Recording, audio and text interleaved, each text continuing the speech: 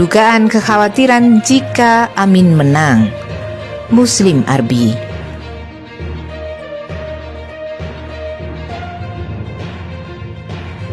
Dugaan kekhawatiran jika Anies Imin menang. Ada kekhawatiran yang mendalam dari sejumlah pihak jika Anies dan Caimin menang dan tampil sebagai presiden dan wakil presiden 2024 hingga 2029.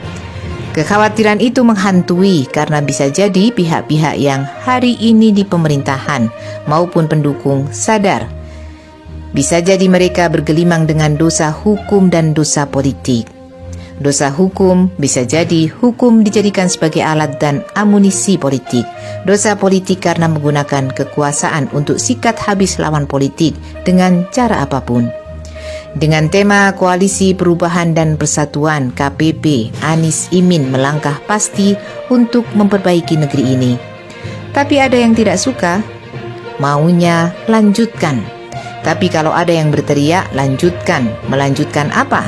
Lanjut hutang yang bertumpuk, lanjut infrastruktur yang ugal-ugalan, lanjutkan pengurukan tambang-tambang untuk kepentingan asing dan RRC, lanjutkan negara kendali asing atau Cina, lanjutkan musuhi ulama dan aktivis, lanjutkan rusak demokrasi, lanjutkan KKN, bahkan semakin ganas, lanjutkan undang-undang yang semakin menindas rakyat, lanjutkan ekonomi yang tidak pro rakyat.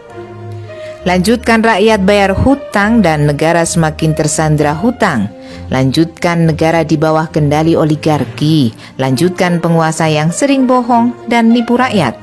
Lanjutkan lagi rezim yang ijazah sekolahnya tidak jelas. Lanjutkan penguasa yang berdansa-dansi ala pesta istana, sedangkan rakyat mati kelaparan di mana-mana. Nampaknya pihak-pihak yang berlumuran tangan kekuasaannya dengan merusak negeri ini. Kini semakin menguat gerakan pro rakyat, pro perubahan di negeri ini. Inilah yang ditakutkan penguasa. Kekuasaan apalagi yang mampu menghadang gerakan rakyat, meski selama ini mereka telah mengerahkan segala upaya, termasuk melalui perangkat hukum untuk menjerat lawan politiknya. Barangkali itulah bahayanya jika politik dan kekuasaan dibangun di atas fondasi rapuh selama ini. Sehingga enggan dengan ikhlas, kalau berhenti berkuasa pasti masuk penjara. Sehingga jurus jegal menjegal pun tetap digunakan, meski itu bertentangan dengan akal sehat, nurani dan etika berpolitik sekalipun. Publik semakin cerdas membacanya. Siapa yang menyebar angin pasti menuai badai, badai yang akan menghantam rezim pencitraan.